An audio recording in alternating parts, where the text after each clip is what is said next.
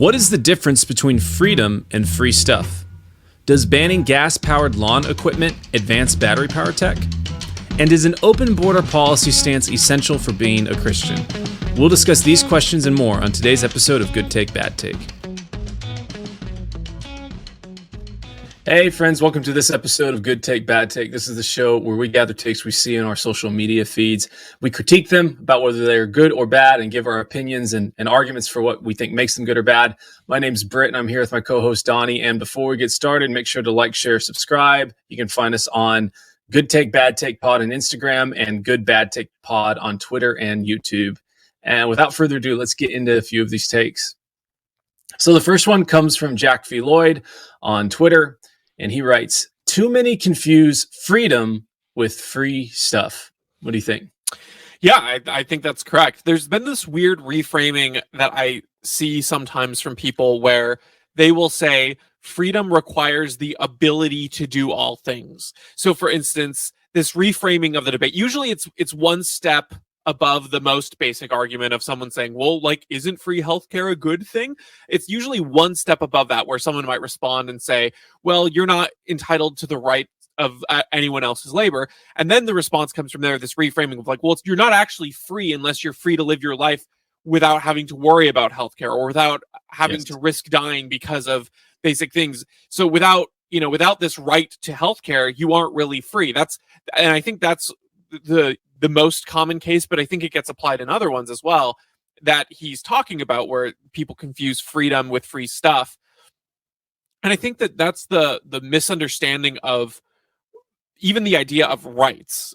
We've talked about this before, but the idea of a negative right versus a positive right, the idea that, a government can say, oh, you have a right to healthcare, but really you don't have a natural right to anything that requires the cooperation of another person by force. So if I have a right to healthcare, what that essentially means is I have the right to take away the rights of someone else because their rights, they're not required to do anything by me just telling them to do it unless we have some sort of contract. And at which point I've given something of value to them and they have to provide something of value to me because we've made a mutually agreed upon deal. But using force necessarily infringes on someone's rights. So you can't have a right that necessarily infringes on someone else's right because that's counterintuitive. So I think that the freedom and free stuff thing it's a similar distinction where people think in order to be free, you have to impinge on the freedom of others, which just doesn't make sense. There aren't free things. There's always trade-offs and there's always costs. And so the freedom as a broad term generally means to be able to pursue things and to take opportunities without mandates or coercion of some other person putting that on you. That doesn't mean that you have the same opportunities as everyone else. It doesn't mean equality of opportunity. A lot of conservatives will say, not equality of outcome, equality of opportunity. I don't even think equality of opportunity is right. I think we've also talked about this before. But the idea that when opportunities come up, because opportunities aren't necessarily equal, in that life isn't equal, and that's just true just based on the region you're born. Everything else could be equal, and the physical space in which you were born changes the equality of the situation. But freedom means that when opportunities arise, you can take advantage of them, and that you're not the subject to someone else's whims or coercion or will of force, really. Yeah, I've talked about this, I think, a couple episodes ago, but in the new season of Fargo, there's a guy that has a really awesome quote about how freedom just 500 years ago used to mean, freedom from a rusty blade and freedom to work and determine your own destiny, whether or not you were going to eat. And you might fail, and that might suck. But now freedom means like I need to have this TV, or I need to have this pool, or I need to have this type of house or whatever. And we've seemed to confuse. Like, I think you and I would both believe that freedom as a principle eventually leads to the best type of outcome. And by best type of outcome, the one that has the most amount of good and the most amount of human flourishing without violating someone else's rights. And we've had so much like awesome stuff and good times as of late that we've seemed to confuse like the principle of freedom with the outcome that is produced, which is free stuff. And it reminded me, I had a friend who he was trying to get some oil for his furnace, or he needed a repair on his furnace, and the guy that wanted to do the repair was like, hey, I don't actually want to like maintain your furnace after this unless you have like a contract with me to provide oil for it, because that's kind of how he makes his margins. And my friend was like, well, that didn't make any sense. I didn't like that I had to choose both of those in order to be in contract with him. Like, I believe in America and I believe in freedom.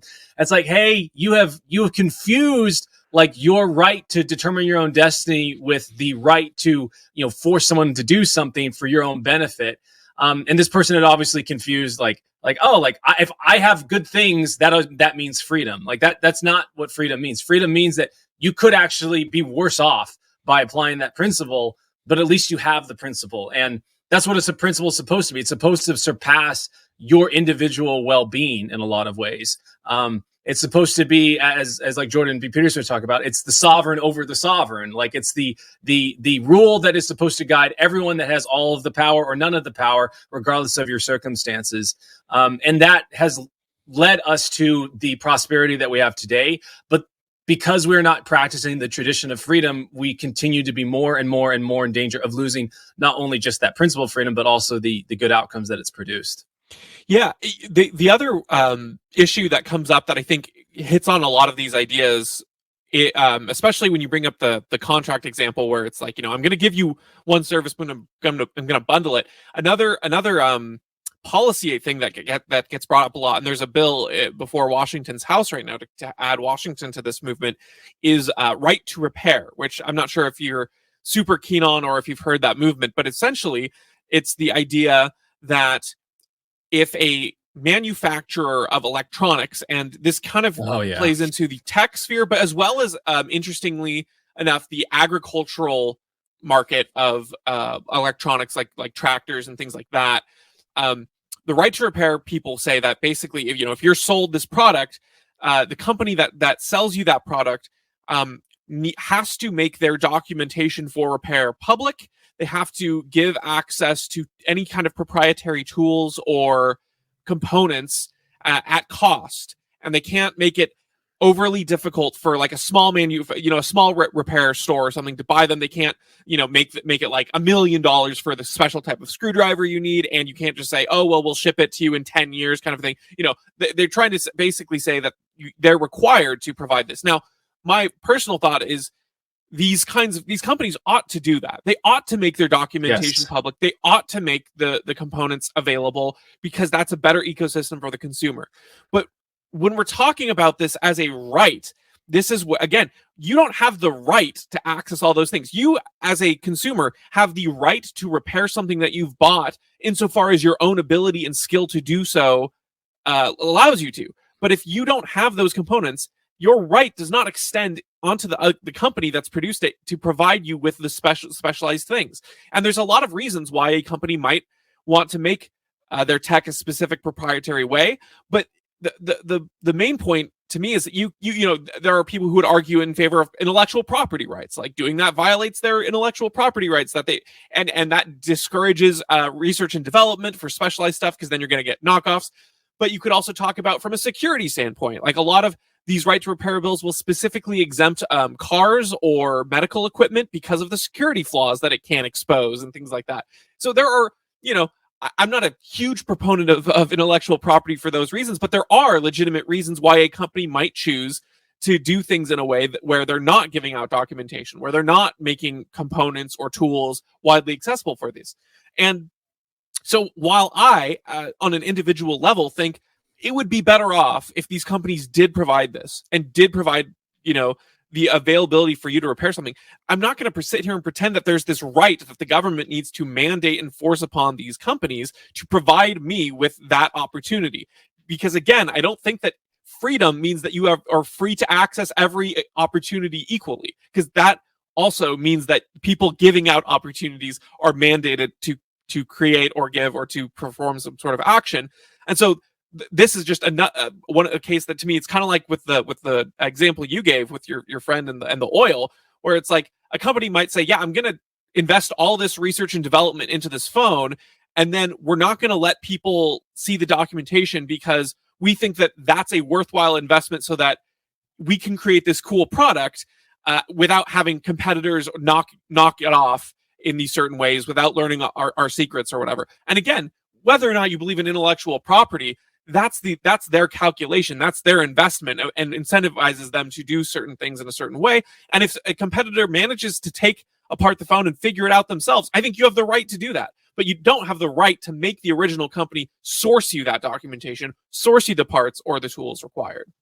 That's such a terrible bill. Like it's so representative of unintended consequences, or maybe even intended consequences. Because I guarantee you that in 6 years or something like that, because there are some companies that might have not as good as documentation, or maybe they provide really limited documentation, and now they're mandated to provide this very thorough and awesome and all these different parts and stuff. Like, that costs a lot of money. Like, coming from a tech background, making sure if you have a lot of products, making sure that everything is documented properly, that it's all up to date, that anytime a little change here or there is made, that it's fixed, requires a huge team of people with a ton of infrastructure to make sure it can be put out there properly and updated.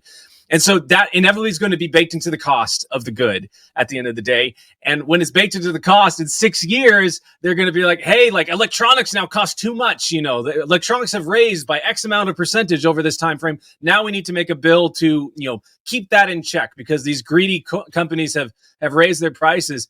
And then you think even further back, right? Like this, based on like even broader actions by the way we handle money and we print it and our monetary policy, like planned obsolescence has kind of become a thing that companies have to do, because the product that they make yesterday and the money they get for it when you buy it is worth less and less and less. And so they have to continue to sell you more and more products. And so all of these things, like, they're mistake after mistake after mistake. And every time you make a bad decision in your life, like, it becomes easier because you're desperate to make a worse decision and a worse decision and a worse decision.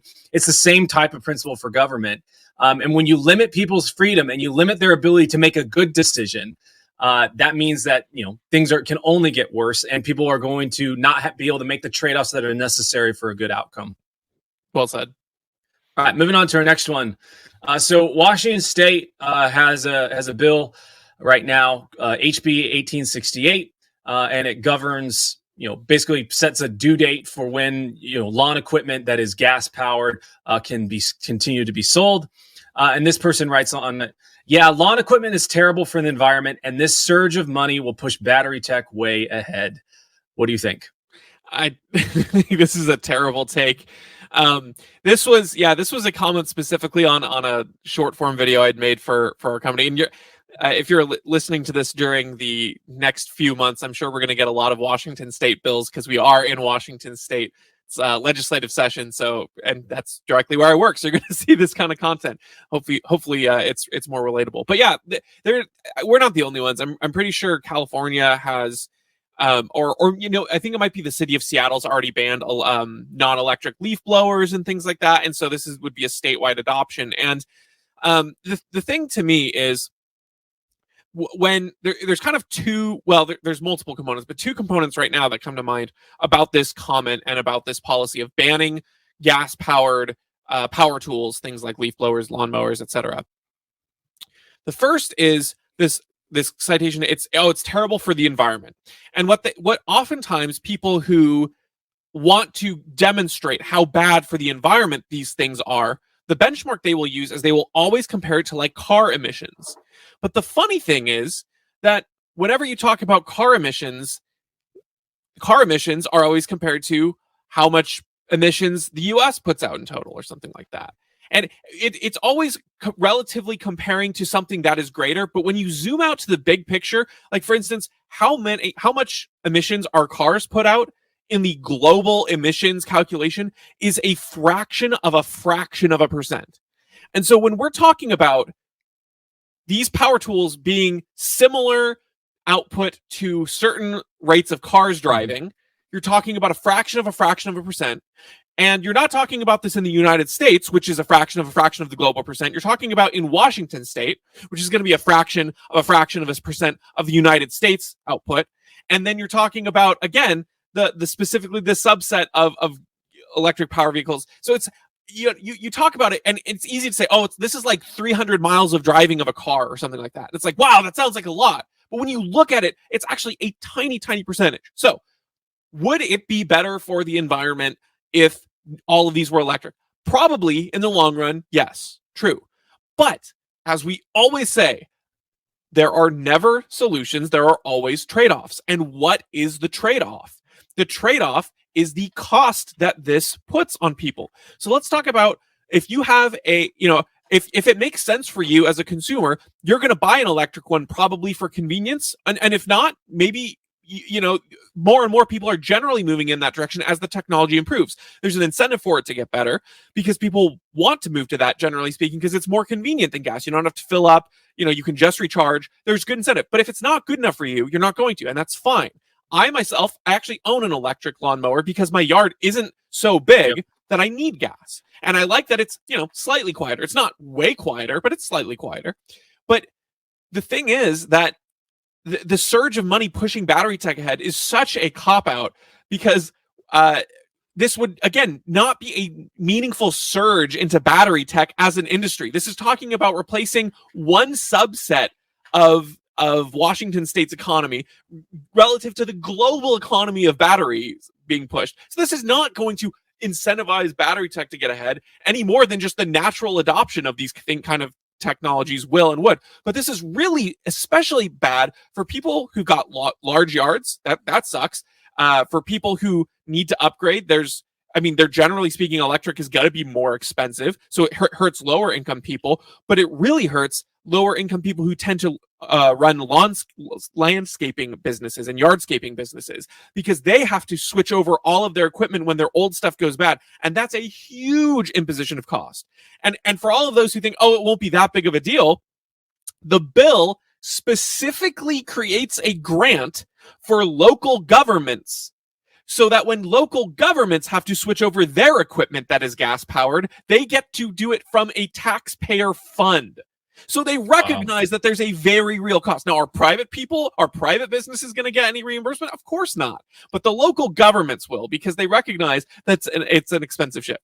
So, one, the environmental thing is just ridiculous and a absolutely ridiculous point to make in the short term. Over the long term, it's fine. And that's why you do want to create this tech, because it's a good incentive. But making the switch right now won't do anything. Two, the cost to people is huge, but the cost but the investment money from there is not going to make a splash for the battery tech industry. That's just cope right there. This is such an interesting example of the importance of localization. And when I was visiting the East Coast and I went to New York, it was like, oh, I can understand why someone here in New York would think who needs a car, because you get everywhere on public transit and everything is close together and walkable. And it's like, why would I want to even drive a car in New York City? It's so stressful and awful. And you're probably going to get in an accident at some point more than other places because of just the volume of cars going around.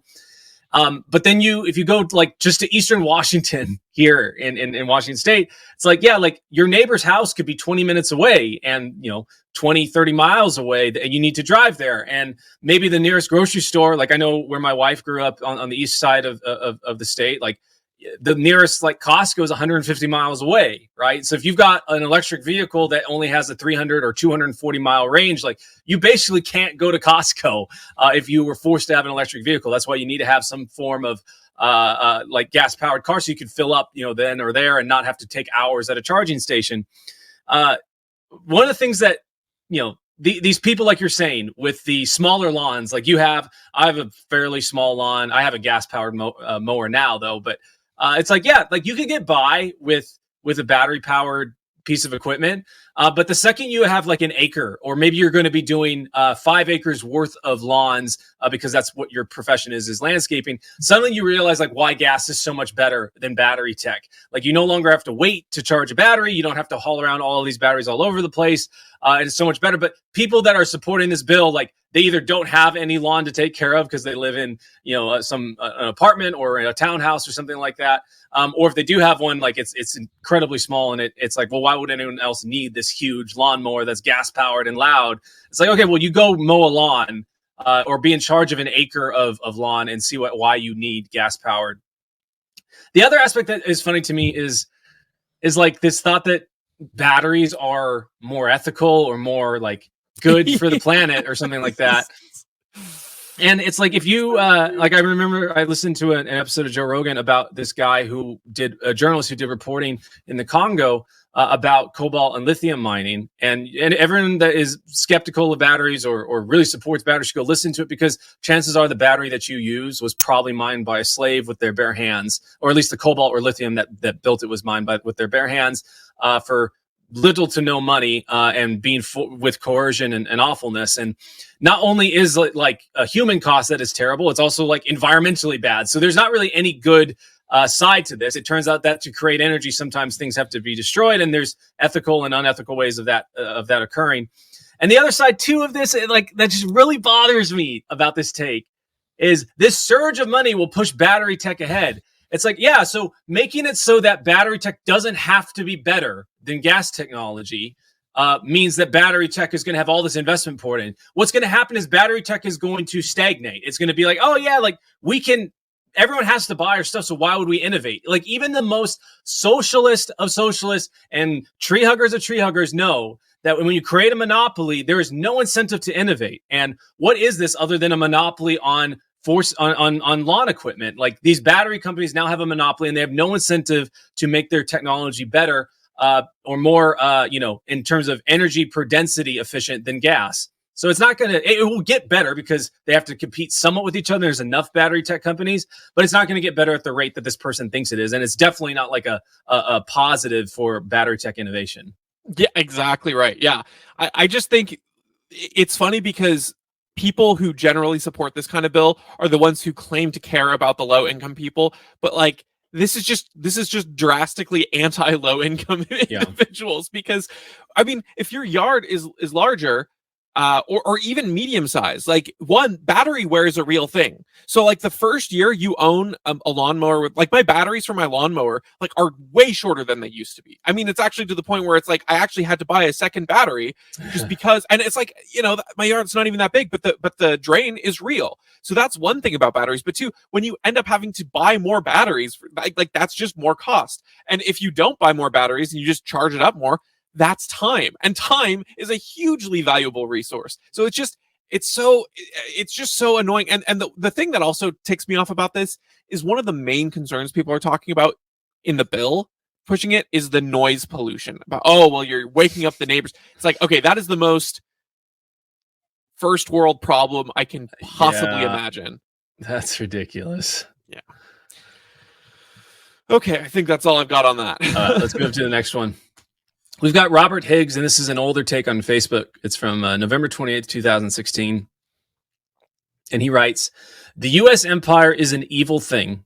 I have never had a kind word to say for it, yet it is a huge mistake to suppose, as many do, that a prominent enemy of U.S. imperialism is therefore a good guy in any sense. Many of the great monsters of the past century, Stalin, Mao, Pol Pot, Castro, Kim Il-sung, and Chavez, for example, represented themselves as enemies of U.S. imperialism and justified many of their actions on these grounds. We live in a world where evil often opposes evil, so it behooves us to pause, inform ourselves, and think before taking sides.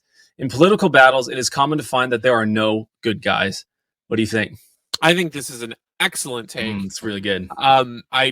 It's funny because it feels like there were a lot of people who could have learned this lesson during the whole Russia-Ukraine thing. Yeah.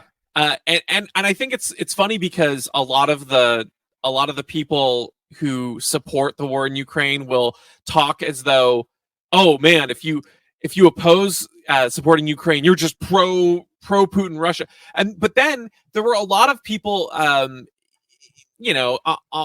particularly of the less informed kind, usually sort of the more populist response would almost become pro Putin in a way where they would say, well, he's an Orthodox Christian or something like that. Like they'd go to the weird talking points where it's like, okay, look, you don't need to go to that. You don't have to defend Putin in order to hold the viewpoint that, Ukraine should not get this dump of money or whatever. It's like even acknowledging things like, Russia invading in the first place was a bad thing, and there was destruction and violence because of it. That was a bad thing. The fact that people just have a difficult time understanding that two things can be true at once: the U.S. involvement and the U.S. imperial regime is bad.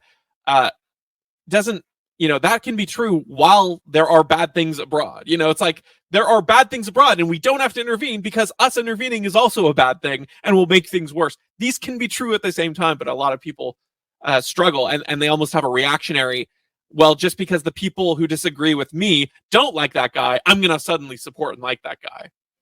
I think it's born out of a lack of awareness that the enemy is statism, regardless of whether it is here in the United States or it's over in Russia or in North Korea. There's a quote, I think it's Michael Malice or one of the guys that we really like. I remember saying how, Ted Cruz and Hillary Clinton have more in common with each other than they do with, me or the Democrat sitting across from me or whoever. In that they are the elites and that we are the commoners. And I think that scales upwards to, Putin and George W. Bush have more in common than, more in common with each other than they do with any of us, whether it's a Russian or a person in the United States. And when you look at who suffers and pays the price in Russia, Ukraine, it's always the people and it's never the leaders. And the people that usually benefit from those conflicts are usually the leaders and definitely not the people.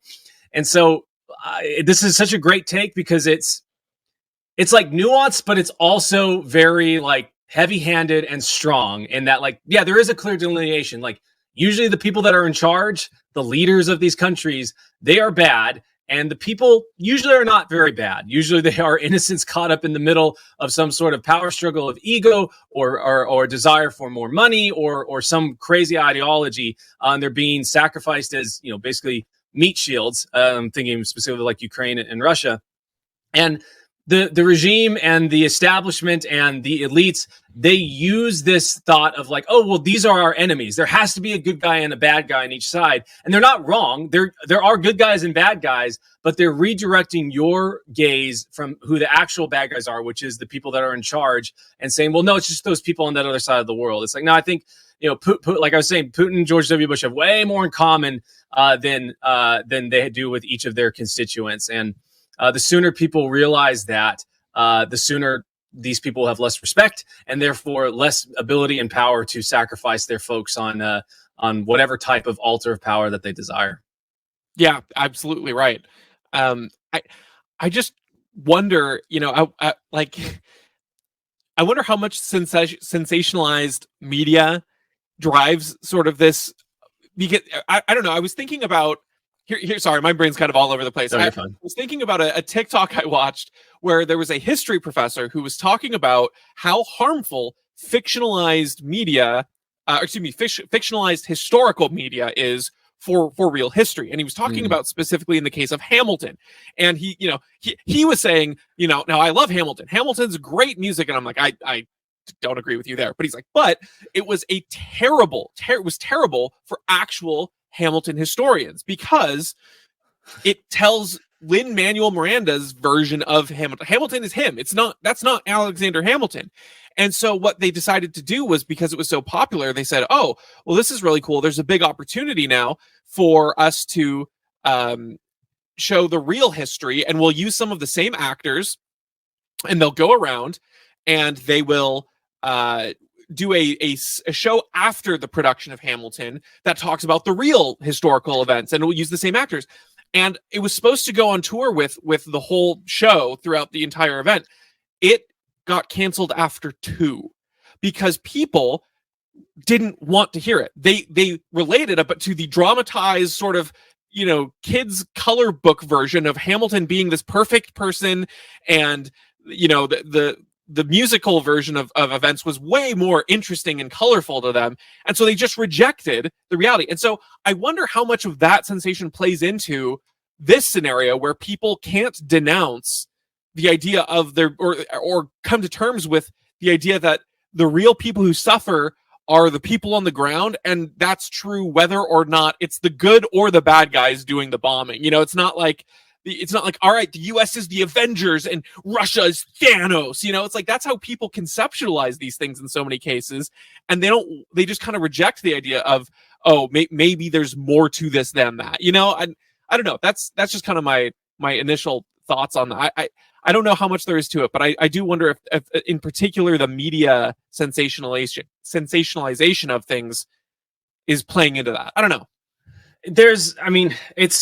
We had that take on like, why can't stuff be good and easy and all this stuff before, and it's all due to a couple people on an episode. I think it was 185, and that person's instinct, like we said, was right. Like that is true, that things could be better, and that it is due to a few people that are causing that, but it's not at all where that person was looking. They look to the people that create industry rather than the people who seek to control industry without any merit at all. And like you're saying, like the people that want to see evil, not even want to see evil in the world, but have this intuition that there is good and evil in the world and that they should oppose evil. Like, their intuition is right, but their gaze is constantly redirected towards the wrong folks. It's like, you ever watch like the Clone Wars cartoons?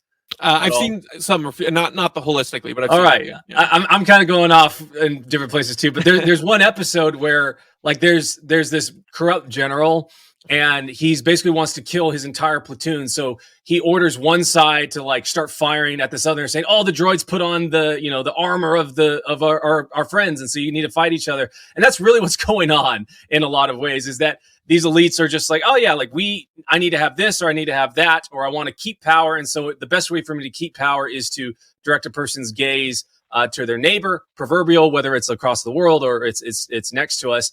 And I was thinking about the lab leak hypothesis, and I remember when it was coming out, like the press was so, "Oh, we can't. It's not the Wuhan lab. Like, it was some bat stew that caused this." And it was really interesting that they were so opposed to that, and that the regime and the establishment was like, "Oh no, we cannot have this theory that it was the Chinese that did that." It's like one of the only times that it's been okay to not blame a foreign enemy or foreign country. And it's like, then you think about, it's like, okay, well, what would have happened if America had been like, "Oh man, like, screw the Wuhan lab. They caused all this suffering." It's like, oh yeah, then everyone would rally around the establishment's enemy, which is Donald Trump, against that entire, China. And so there'd be a little bit of more like unity, I guess, in terms of our anger and all these different things. And it's like, it just shows you, like, the elites do understand that this is a thing, that you need to unite people around anger and against a common enemy. And if you don't, then you have no power. And so in that instance, right, they were trying to make sure that didn't happen. But in lots of other instances, like with Russia and Ukraine, or Israel and Gaza, they are trying to make it happen so that they can get their agendas through. Absolutely. All right, let's move on to our next one. We've got a Twitter exchange. So this first person writes, "I hate how luggage thefts are ever increasingly common in airports, even though I only flew anywhere like 3 times in my life." Someone follows up, "Yeah, I don't want to bring anything important with me on flights now that would hurt me if it was lost. It's such a shame, especially for what we're paying to fly." And this is the take we're critiquing. Another person follows up saying, "Yeah, it's really effed up that our economic system inherently requires the existence of poverty and crime to function." What do you think? It's like you're like tracking with these people. You're like, yeah. What? I mean, it's bizarre. So here's the funny thing. I'm gonna give a little bit of context where this came from and why this is such the most opposite take you could get from this.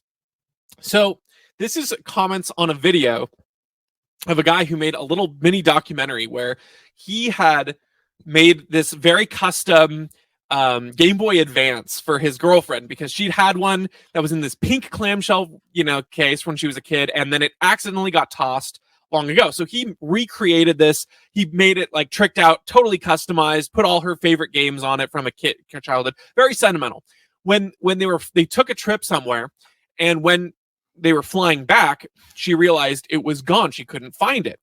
And her initial thought was that it had been stolen. And he's like, "Oh, I'm sure we just misplaced it." But because he'd tricked this thing out, in the carrying case, he had included an Apple tag. So he's tracking it on his phone, and he sees it's in the Detroit airport for a while, and then it just starts going to a neighborhood in Detroit. It does not, in fact, fly with them. Now, they've already flown back at this point. So he actually goes back and flies to Detroit back to try to get it. And he films this whole little documentary about this. And there's 2 things that strike me in particular. If anyone doesn't want spoilers on this one, because it is pretty fun. It's a Nick Robinson video, by the way. So, skip ahead if you don't want to know the ending of the story. But basically, he starts going into the neighborhood where he can see that Apple tag being tracked. And once he gets there, he's like, well, I guess I should start talking to neighbors and stuff. I don't remember if he starts doing that first, but he eventually prints out sort of these signs or whatever to sort of give backstory and ask around if anyone's seen this thing.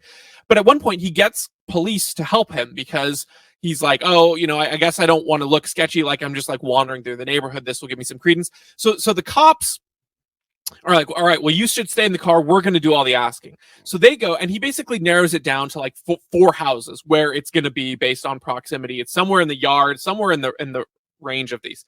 And he asks the cops. The cops basically go door to door. No one says anything. They're super not helpful. And then he's like, basically like, yeah, we don't want you asking. And he's like, oh, well, it sounds like one of the guys you talked to was willing to let you guys go in their yard. Can I at least talk to him? And they're like, no, we don't want you talking to anyone. We don't want you to ask about this at all. Because, we just don't want people getting called on you for harassing them about this and stuff. Basically, super unhelpful trying to do that. So anyway, he basically defies them and starts asking with these posters to people. And one of the guys lets him into the backyard. He starts getting an arrow. So he talks to someone else. They let him into the backyard. And basically what ends up happening is one person, he finds the Apple tag in someone's like yard area without the case. But so he talks to the neighbor there. And the guy said, oh, okay, well, let me see. I think my brother may have got that. And he gets the case returned to him. His brother was I believe a TSA worker. And so what likely happened is that the TSA worker, it was never confirmed, stole the thing when it was going through the security check because it was in her bag and then a TSA worker had it and brought it home.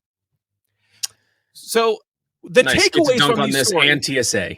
Yeah. So the takeaways of this story was that it was the cops and it was the TSA agents who did all this, and that the economic system requiring poverty and crime to function literally had no play into it. There was nothing about this except for the specific state institutions that failed. Absolutely mind-boggling. So that's just why I thought it was such in light of all of the facts, let's just shoot out my pre-existing view without considering anything about the context. Yeah, I'm going to try to lay out this concept. It's counterintuitive and it might be a little bit difficult, but I don't think that poverty leads to crime is like the proper way to think about society. I think that crime actually creates more poverty. And what I mean by that is poverty is kind of the default setting of the universe, like poverty, to have nothing. You're born into this world, technically you have nothing. And so that's kind of like the ground floor of existence is to have nothing. Therefore, any other state in terms of you continue to exist means to have something more. Like you've created something, you have worked towards something, you've maintained something. And the only way that you get more poverty, basically, after you're born into this world is for destruction. And that can happen because of nature.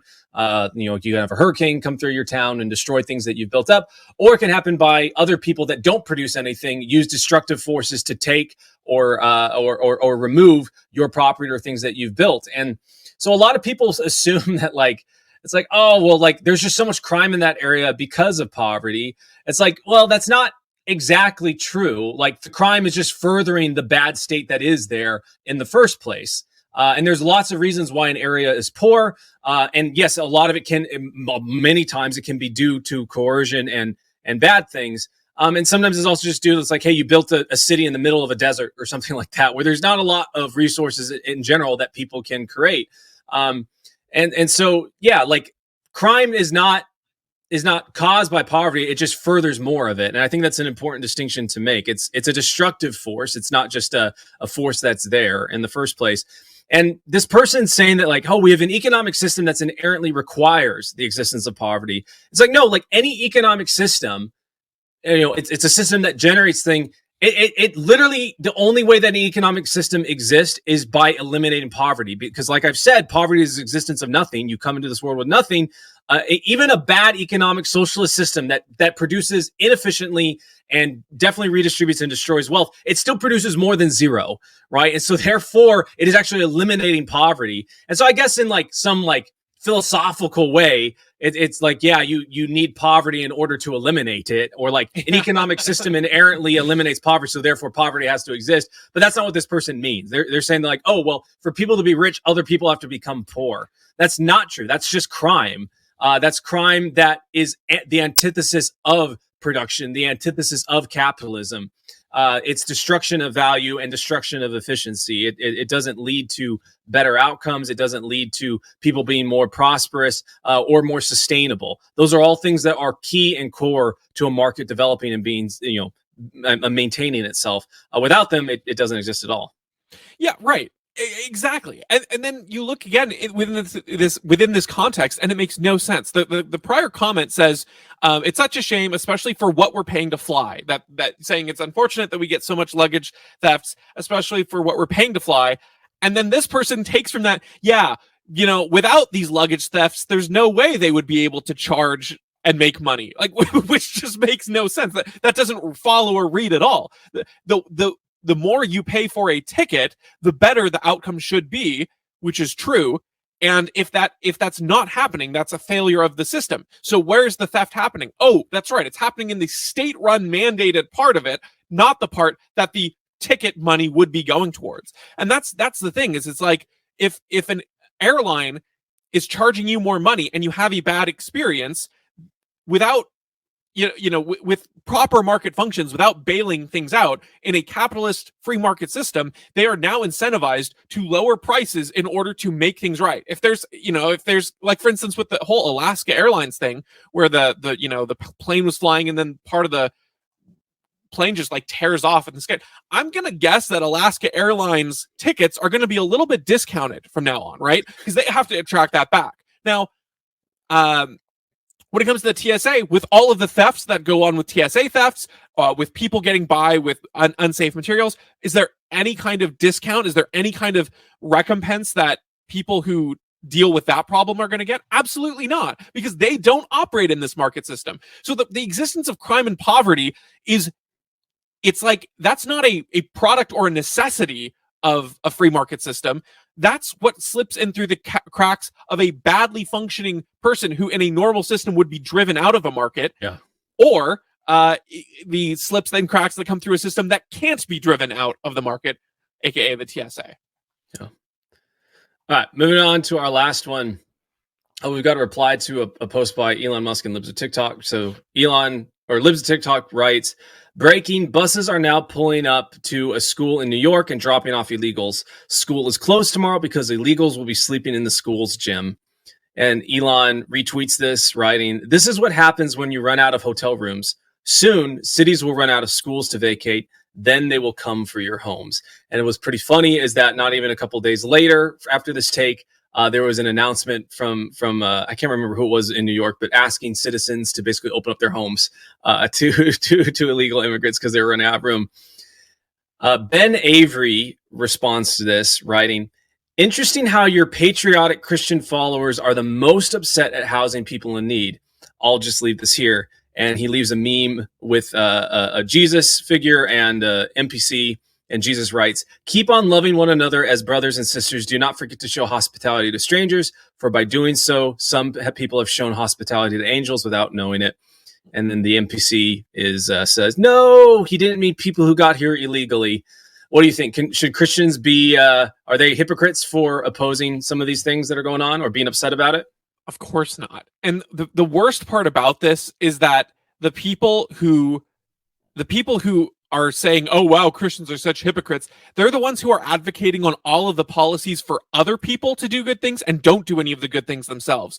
Look at charities, look at charitable time spent, look at all of the things that Christians generally are far ahead. Now, does that make everyone perfect? No. But let's also look at the demographic of illegal immigrants coming into, because what the media will hyperfixate on is always the family with the child, with the children and things like that. But the vast majority of these illegal immigrants who are coming in are not that. They are actually potentially dangerous people. They are people who are coming here who could have stopped at any number of other countries, but they know that coming here is a welfare trap, and they were going to get free things and resources from it. So the thing that makes it so frustrating is it's like, this is akin to you a guy basically shooting people in the foot one by one and then sending them to your door saying, oh, what, you're tired of me shooting these people in the foot, but aren't you supposed to care for the person who's hurt? Wow, I thought you were a loving Christian. How come you're not tending to the bullet wound of the 500th person I'm sending to your door right now? Bang, send him. Oh, you don't want this person? I thought you were supposed to be a loving Christian. That's what we're having. We're creating this problem by incentivizing people to come here. And it's not some of it is desperate people, but I think Michael Malice recently put it well, where it's like, if you're running away from somewhere because you're unsafe, and you're desperate, you go to the first place you find that is safe. You don't pick and choose. You don't say, oh, this place would work, but am I going to keep going? And a lot of the people who are who are immigrants aren't just from like Mexico, for instance. They're passing by more places that they would actually culturally and linguistically connect with a lot more, because they know that coming to the US, they're going to get a lot of free things here, and that the taxpayers are already on the hook for those things. And then the government's basically trying to force you to give up your private property for the mess that it's creating. That is the issue here. Yeah. What's funny is there's a little bit further down from this, someone asked, like, Ben, why aren't you housing anyone? And Ben literally replied, unironically, he's like, I would, but I live in a 1-bedroom apartment. I can't. And it's like, dude, okay. Like, that's not an excuse. And in terms of showing hospitality to people, like, I do believe that's our duty as Christians to house people and to help people and to care about the actual ultimate helping of people, not perpetuating something because it feels good.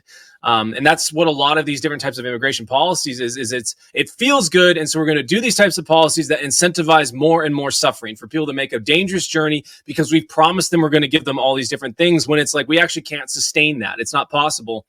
There's a really good video on YouTube and a guy illustrates the immigration conundrum with gumballs. And he's basically like, look, the world has, whatever it is, 8 billion gumballs, and the United States has the ability to take in X amount of gumballs.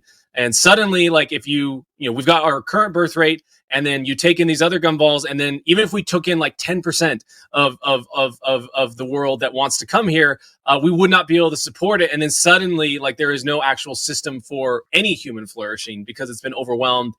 The best, and not only that, we're also taking people, incentivizing the best minds that are in those countries to come over here rather than stay and help and fix what is going on over there. And so Christians should be, yes, compassionate, but compassionate with wisdom. Like, that's the whole goal, is that it's better human flourishing, not just doing something because it feels good or because someone can guilt trip you into it or because you want to virtue signal. Not only that, but it is not a Christian, even if a Christian was like, hey, I do think personally that it is the best policy for us to let as many people in, and it's going to eliminate the most human suffering to let as many people in. It is still not a Christian's duty to go force that upon someone else that doesn't want to do that owns their own property. That is definitely not in line with the Christian perspective. The Christian perspective and the call of Jesus is for us to make a choice to do the right thing. And so if someone did believe that and they made that choice, like, good for them. They are living according to their conscience and their conviction. But it is wrong for someone to force someone else at threat of gun and all these other things, especially people that have paid for services that they are now owed, to now vacate and not be able to access those services, especially if they don't hold that conviction. And I have no doubt that there's some people that have paid taxes in New York City that are okay with their schools being shut down, and I'm okay with schools being shut down in general, public schools being shut down. But still, those people are owed that, and they have more of a say and more of a right to those gyms and those classrooms and those places that they're housing illegals than the illegals that are there, and forcing them to subsidize it and pay for it is wrong, even if some people do think it's right. Yeah, absolutely. I think the fact that people just they don't connect the fact that there are just basic supply and demand resource allocation realities. It's almost like the leftist talking point about, oh, just tax the rich, they have enough. It's like that goes out of the window, because even if you were to argue, oh, well, the United States is super wealthy, they're not asking for wealthy people to do this. They're saying basically indiscriminately, you have to, other people have to take on this issue. And that, I think underlines how their philosophy is. It's not just that, oh, the rich can actually afford it. It's not like they're thinking about it and they're rationally thinking, yeah, I've done the calculations. It's always someone else needs to take care of this problem. Someone else has it better than me. They're the ones who need to do it. And then they laugh and mock people who say, like, it's our individual responsibility to do things. They then laugh and mock them when, you know, there's so much burden that's being extra shoved onto them and say, oh, you can't lift it, but you're saying that we're supposed to do this. It's like, it's so backwards because, you know, our call is to help and serve people, but we also recognize that there are practical limits to how much one person can do. And so saying those two things at once, they always focus on the, you said you need to help people and yet you're not doing it. They're ignoring the fact that you can only hold so much before your back breaks. And of course, they don't have to carry on that burden because they're just saying, yeah, well, of course we need to help people, but it just needs to be other people that are doing the heavy lifting. So they never have to come under the scrutiny of their own moralizing. And so it's extremely frustrating. It's really funny. Like you see these videos of people in New York City hearing that, like, oh, I can't go do this, or I this school has been taken up, or this hotel or this building is now housing illegal immigrants and services are being shut down and reduced, and they are angry about it. And you watch videos of them, and if you close your eyes and you didn't know they were in New York, they would almost sound like the MAGA Republicans, of Texas. And it's like, oh yes, these people have no principle and no integrity. And I'm not saying the MAGA Republicans of Texas do either. I'm just saying that they only care about the issue and realize that it's a bad thing when it starts to affect them. And that makes them kind of awful in a lot of ways.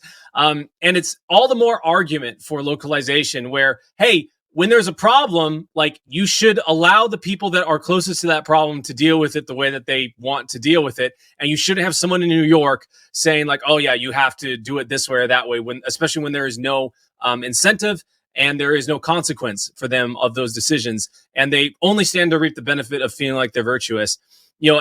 I think it was one of the craziest videos of 2023. Maybe not the craziest, because there's a lot of crazy things, but it was one of the most, like, funny, at least to me, when Eric Adams was basically like, we're going to run out of money and New York City is going to fall with all these immigrants coming in. And they're taking, like, the smallest portion of, like, immigrants compared to some of the cities in Texas.